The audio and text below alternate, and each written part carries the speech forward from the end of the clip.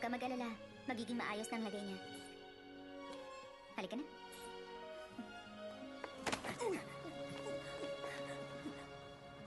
Sino yung surgeon kanina?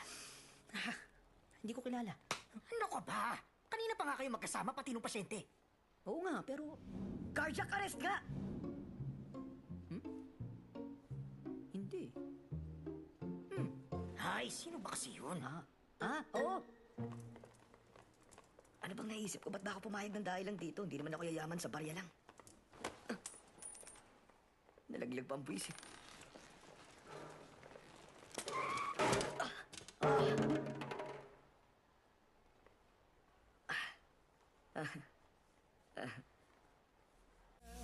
You know I'd fight for you, but how can I fight someone?